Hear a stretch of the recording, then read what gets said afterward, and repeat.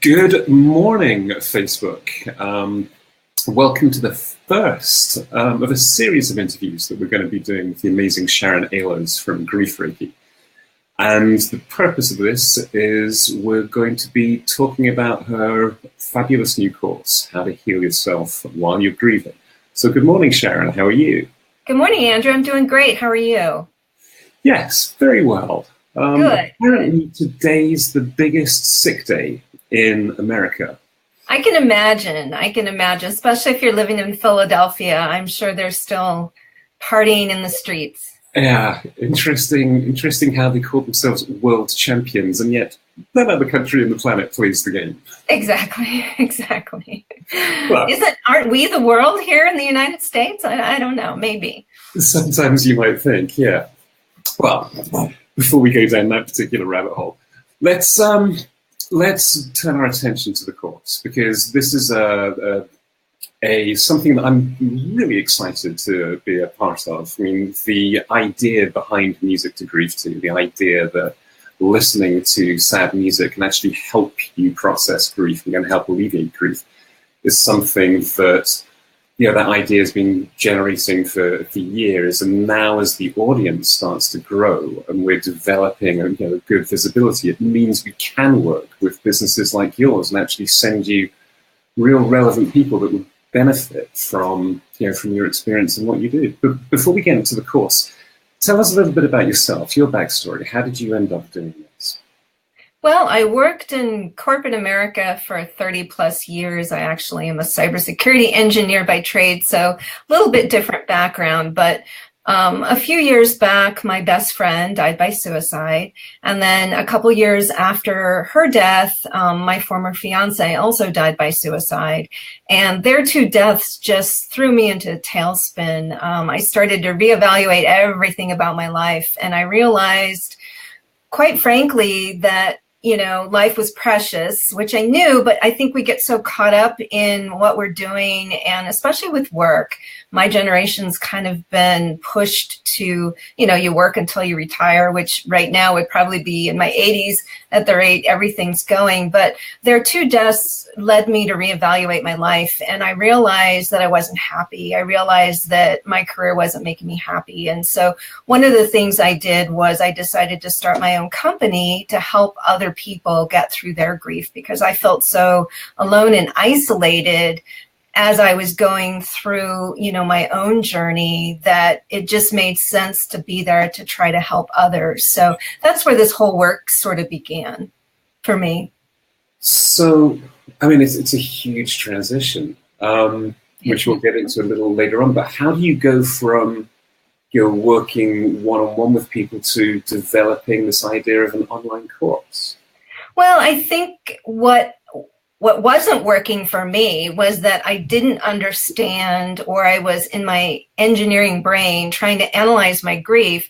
And I really thought I was going crazy. I thought that what I was going through wasn't normal. I thought that, I was just in a place of isolation. And through training as a grief recovery specialist and through using Reiki, which is a Japanese energy healing technique, I realized that there were tools that I could use to help me heal emotionally, physically, and spiritually. I didn't know it for the first couple years, but looking back, I realized I sort of started using these tools just on my own, and it actually kept me, I think, in a healthier place than I could have been if I just kept going down the same path I was going about becoming a workaholic to escape my grief. It's weird, isn't it? Because when you go and you look out on the internet for information about grief, there's a lot of kind of disinformation out there. And one of my favorites is the whole idea of the 5 stages of grief, and that there are these set phases that you go through, but that's not terribly correct, is it? I think my understanding is when Elizabeth Kubler-Ross wrote the 5 stages, she really wrote that for somebody who was facing their own terminal illness. Right. And unfortunately, the society has sort of taken that and applied it to all grievers, which isn't true. And it's kind of nice now to see that people understand that grief is not linear or sequential. It's kind of all over the place. You've seen those drawings that people do where it's like, here's my grief, and it's like, you know, up and down in a roller coaster. And I think now that we understand that that's normal and natural and healthy, for me, I was less critical of myself because I kept thinking, what stage am I in? You know, should I be angry? Oh, should I be in denial? And then as I became a grief recovery specialist and was trained that was really misinformation, I realized that, you know, it's healthy and okay to be on that roller coaster. And unfortunate as it is, and as tough as it is, you just have to kind of go with the flow. So I know the grief experience is unique and fairly all over the shop, but the course itself, I guess by its very nature, has to have some format and structure. Do you want to give us just an overview of what the course offers? Sure. The course is really based on the techniques that I had sort of used myself. It's a 4-part course.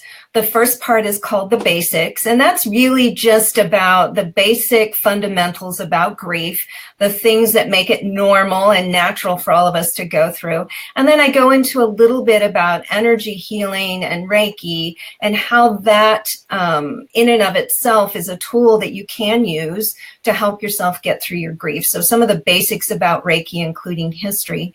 Part 2 is about the emotional component of grief. You know, the emotions that we hold on to, like anger and worry and fear and all of those things that come out of grief, and how we can learn to not only get through them, but also try to let go of them to help us get, you know, forward on our grief journey. The physical component, which is how grief affects our body. I mean, one thing I realized is I stayed pretty healthy when I was grieving, but a lot of people, because grief is energy depleting, they get very sick because you hold that grief into your body, and your body, you know, you have stomach aches. I know when Joy died, I started having chest pains. And I went to the cardiologist and they said everything's fine. I realized that that's where I was holding my grief because my heart was broken. And so my heart literally ached. So in the physical section, part 2, we go through, you know, illness and how you can keep yourself healthy, some tools that you can do to relax and reduce your stress. And then in Part 4, we talk about the spiritual component, because that's also very important. You don't have to be religious to be spiritual. And I found for me that some of the signs and messages that I was getting from my loved ones from the other side really brought hope back into my life. And I think recognizing those signs, understanding some of your senses that you may be experiencing, and some of the spiritual tools you can use, like crystals for healing, those sort of things really help get you through your journey. Doesn't take your sadness away, because you have to feel your sadness, but it does keep you physically, emotionally, and spiritually in a better place so that you can tackle your grief in one piece. That's brilliant. I'm so looking forward to, over the next few weeks, learning more about each part of the course. Thank you. So I think for now, let's wrap that up. We're going to be back here on Wednesday, and we're going to delve a little deeper into the topics, particularly parts 1 and 2. And remember, it's this 4-part unit, but Sharon's offering the first part for everybody to come in, try it, you know, see what it's like, see if you experience it and it resonates with you. And then if you want to move forward with the course, you'll have options. But we've got the links that will be pasted in the comments below. Click on there, it will take you through to the landing page. There's a video from Sharon, there's some more information.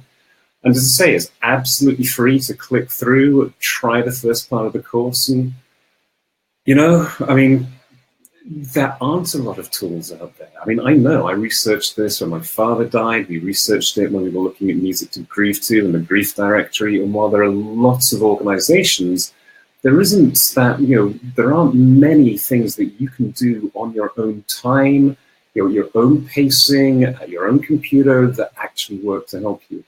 So I think this is a great opportunity. And Sharon, thank you very much.